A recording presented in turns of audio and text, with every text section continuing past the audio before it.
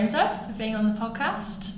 Appreciate it. Looking forward to having a chat and hearing about your story. And first of all, we like to start with some quick fire questions. So, Lorenzo, what is your coffee order? Coffee order, flat white. Love it. Great answer. What gets you up in the morning? Not my alarm clock. I usually just wake up and I jump out of bed, check if it's Saturday or whether or not it's a work day. But yeah, I have no problem jumping out of bed. Yeah, that's good. Don't even need an alarm. First overseas trip on the list? Oh, I'd like to go back to Venice again. But the south of France also sounds pretty spectacular. But I know might have booked something in Fiji. Have you? Oh yeah, nice. Enjoy that in June. That's good. What are you reading or listening to right now? I sometimes travel for my jobs in the car, so I do a few audiobooks downloaded from the library, and so on all sorts of things. So what's the last one I had? Nonfiction? Fiction? What's your sort of... Actually quite a lot of non-fiction. Yeah, cool. Quite a lot of non-fiction. Leadership books or management books, business books? It's a range.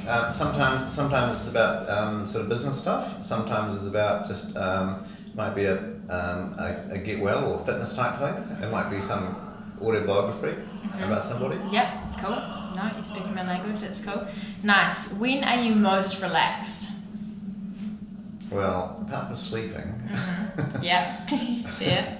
When I'm most relaxed. You showed me some great videos of you diving yesterday. Took yesterday. It's good to take time off every now and again. So yesterday I was pretty relaxed when I was under the water having a look at the fish. Yeah. Very relaxing. Awesome. That's cool. First ever job. My first ever job was a paper round. Nice. Delivering the New Zealand Herald. That is a popular answer. Yeah, that's good. Cool. So Lorenzo, you are the business owner, founder of Urban Solutions. I'm the co-founder. I co-founded it in 2001 with my twin brother. Oh, wow. And since then we were running it until about 2015. And I took over. He had another interest. He followed. Yes, it's been very consistent in terms of what we offer, in terms of engineering project management, and we've worked in a huge range of infrastructure projects. Awesome. Yeah, that's cool. Okay, so that gives a good understanding. So, who's Lorenzo? When someone asks you who is Lorenzo, what comes up for you? Who's Lorenzo? He's a range of characters. Yeah, I like that. So, in my business setting at work, people call me Lorenzo. And there's another character who's the family friends guy who they call Larry. Oh, I didn't know that. So yeah, it's good to have all these different lives because it just makes it a much richer life. And during the work side of things, it just makes you a lot more sort of onto it and productive, a lot more energy. Yeah, nice. So who am I? In the work context, I'm a civil engineer. I'm a project manager. I'm one of the people who say yes and can do and get a lot out of getting things done. Cool. Especially when people give me a lot of resources and trust me. It's really great getting a team together and all the resources and actually achieving something tangible. Seeing something come to life. Yeah, absolutely. Yeah, that's cool. Nice. Family man? Yes, I am a family man. Yeah, is that Larry or is that Lorenzo? That's Larry. That's Larry. Larry, your dad. But I've got two sons, teenage sons, and a wife. Yeah. Very, very cool. Like that. So, what does your career journey look like? So, how did you get to this aha moment of co-founding Urban Solutions? Yeah, I think it's first you've got to actually. I found in the professional sense, you need to have something behind you. So, went to university, got an engineering degree, reasonably good at maths, and that side of things. Probably enjoyed languages and arty things a little bit more. I was gonna get into marketing, but then I managed to, after engineering school, I got a fantastic job working on a project. So engineering is my thing, and I did back in the day I did my classic OE and went overseas over to London, and got on some really amazing projects. And at the time, I'm sure it's the same now, that employers loved New Zealanders for their innovation. Got some really amazing opportunities with large infrastructure projects. And about 5 years later, I decided that I would come back. And because I really wanted to live in one city, come back to live in Auckland, and I worked for a previous company, a consultancy that I worked for as a graduate. When I came back, they accepted me back, and worked on some really good projects for about 6 years, and then decided, you know what, I just want to try running my own consultancy, my own business. Cool. Yeah. And set out. You know, what I really wanted, and what I really wanted was to work on really cool projects, you know, get better at being a project manager and an engineer, and then all that happened, and I took the leap of faith. At the same time as I got married and I got, you know, a house, and everything happened within a very short period of time. They've all worked out. Yeah, that's good. But the one thing going forward in my career from 20 years ago is things change all the time. You've got to keep up with the play, develop. There's different ways of doing things, and you really got to embrace change and the future and technology. But the thing that doesn't change is interacting with people and the way the team comes together. Yeah. So some things change, some things don't. Even though we've been going for 20 years, I find that we probably reinvent ourselves probably every 6 months to a year almost. Wow, that's so interesting. So you got to refresh all the time. Yeah, that's so interesting. It's very easy to get stale. So throughout that journey, probably about 6 or 7 years ago, we did get a bit stale, and you don't realise you're going out of existence, but you've got, once you realise that, it's fine. Yeah, wow, that's so interesting. Sort of reinvent yourself.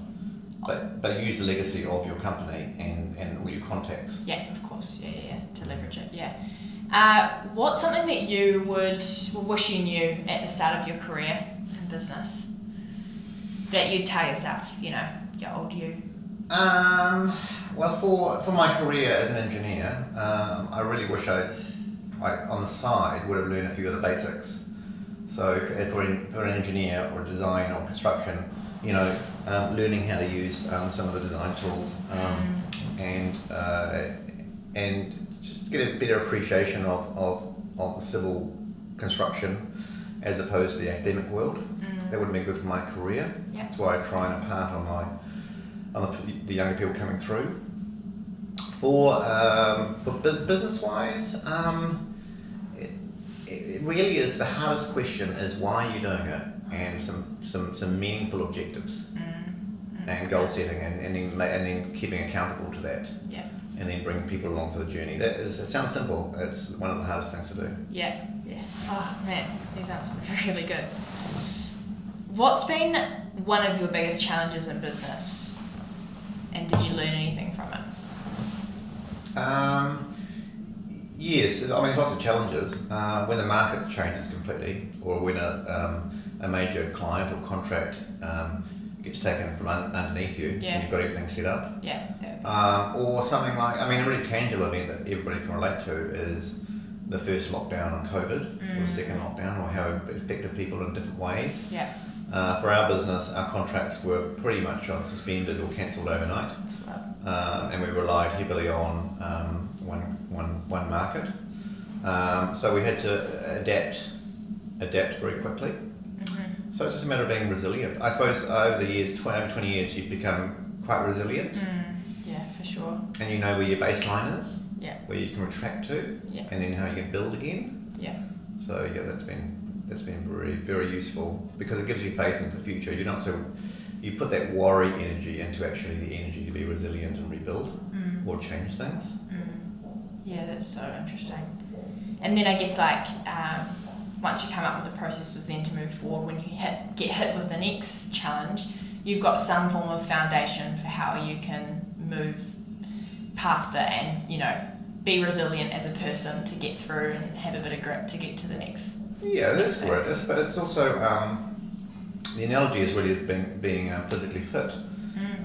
You're business fit, so you can take the punches and you can take the surprises and the issues that you miss out on your risk management and the risk identification, and you're able to adapt to those things. Yeah, no, that's good. What has been a highlight in the business journey? A moment that stands out to you? Oh, there's so many. When you win a big contract or a new client, it's very exciting. Yeah. But for me, the most exciting thing is actually when the project is successfully finished. Yes. And it's that completion, and it's just done, and it's just in time immemorial, it's in place, and all the benefits are being realised. That's great for me. Also seeing, it's also really good when you see people in the team develop to a point where you think back, might be months or years, sometimes it's years, and you realise how they weren't very capable, or they didn't have they didn't have the stuff basically, and then they turn it around and build on it, and they become very, very effective professionals. Yeah, that's so interesting. It's cool how many business owners answer that question with the development of people and the people under them in their business, and essentially that's what you're saying. Is that like under your business and what you've been able to achieve, you've been able to see a person developed in their career and in their knowledge and expertise. And it's when they take opportunities presented to them and they just hit them out of the park. And that's very, very, very satisfying to see that development. That's really cool. I love that. Turning into more of the relationship that you have with the Icehouse, because you are part of the co-working space that we have here in Parnell in Auckland. How did you hear about the Icehouse and decide to, and the co-working space that we have? I knew about the Icehouse through just word of mouth and brand. It was actually my accountant that had just taken us some office space, co-space, who mentioned it to me. I can pick up on an opportunity pretty quickly, so I raced around and met up, saw the space, got a quick understanding of what it was like, and pretty much signed up straight away. Awesome. And the reason that was one part of the reason why I made that decision, but the other reason was we were already doing co-sharing with another larger firm, and it was just after the lockdown of COVID, and our lease had come up, and the chemistry and the culture had changed remarkably because of everybody being away from the office. Wow. So I felt that a change was as good as a holiday. So I was definitely sold on co-working spaces and sharing spaces. They got really good energy. Yep. But I just needed a complete nice reset and a nice refresh. So that's the main reason why I can make a pretty quick decision and bring people across here. So it sort of worked in. At the time, there was a bit of a reset in some of the staff, so that really helped. So it was sort of like a new chapter, really. Not a new beginning; it's a new chapter. Yeah, that's cool. I like that. Change is sometimes as good as a holiday. Yeah, pretty much. Especially when you're bringing your whole team along for that change, and people can get a bit of a boost. So I'm sure there'd be some hard parts of that change too. Yeah. And there's some but there's also some very tangible reasons. I mean, a shared space is fantastic because it has the energy of a much larger company without being the need to have a larger company. So you can have professional relationships and sort of, coffee, hallway sort of conversations with people socially without having to, have a big company. And just the facilities. It's just a nice and modern working environment, and it's very conducive to sort of the way of working, the way we work. Yeah, totally. We're recording this in our co-working space, and you can hear people chatting and coffeeing outside, but it's cool because it does give that, bigger business feel to lots of our small, medium-sized companies. To be able to have the people to bounce ideas off and talk to and all that sort of stuff. So that's really cool. Are there any other benefits to co-working apart from sitting across from me? Well, that's one big benefit. No, there's some good friendships, but it also provides, as a business owner, when you've got to be resilient and you've got to be, looking for opportunities and expanding and restructuring. It gives you flexibility in terms of the size. Yeah. So you can expand, which is always nice to do. If needed, you can contract, and it just gives a bit of mental space for not needing to deal with it in a fixed environment. Like taking the alternative is taking a long-term office lease just for your company, and you get really locked into that. Yeah. And it makes it very inflexible when you need to change. Yeah, I know a few business owners, even in my personal world, that made the call post-COVID, had big lease properties, and just made the call that this is not a cost that was needed if they were to fight fires, right at the start of those lockdowns, losing business and things. Being able to get the cash essentially back in hand for that lease was a massive deal, and since have moved to a co-working space because not having that cost hanging over your head is a bonus, especially in the last couple of years. Yeah, there's also it outsources the office management, which is a real advantage for a small company because one, it gets done properly and professionally in a co-working space. Yeah. So it's a really good level of service. Whereas in a dedicated smaller office space, you still need to run the office and run the supplies and the operational side of things, cleaners, photocopy contracts, coffee machines, all that sort of stuff. And it's just one less thing that the business owner has to do. You can focus on other aspects of pretty more important priorities in the business. Yeah, I've never thought about that, of course. Like, you don't think that restocking coffee and looking after bathrooms and stuff is this big job, but it actually is massive. No, when I didn't have to renew my photocopy contract, I was super happy. Yeah, that's so interesting. That's a great bonus. Cool. Anything that you've implemented into your work or your team routine now that you're in a co-working space? Like, I don't know, like any new ways of working that have come out of being in a co-working space? I'm not quite sure if it's because of the co-working space, probably was a catalyst, but we tend to use a lot more digital technology for meetings or getting together or communicating. So it's easy to attend a meeting, for instance, partially people appear, partially people online. It doesn't seem to be an impediment anymore. Having a range of different size meeting rooms and different graduations and formality down to having a coffee around the coffee area. It makes it a lot more conducive to clients and other associates coming in. External people coming to meet you. It's just easy to have coffees and catch up in meeting rooms and things like that. And also with staff working on different projects, and it's easy to have. I used to go to hallway meetings, but now you can sit at a nice soft chair and have a cup of coffee. No drama. Yeah, that's true. That's cool. Nice. Favourite feature within the space? By popular choice, the coffee and the bar kitchen area is fantastic. I do love the parking, I must say. It's probably very uncontroversial to say, but I do like to have access to transport because of our regional nature of our projects. So it makes life very simple. The location is fantastic, Parnell, and this part of Parnell down St George's Bay Road. Really nice. It's very modern working. It's very on point. It's a nice place to be. Yeah, fully agree with that. That's awesome. What's one thing you wish the space had?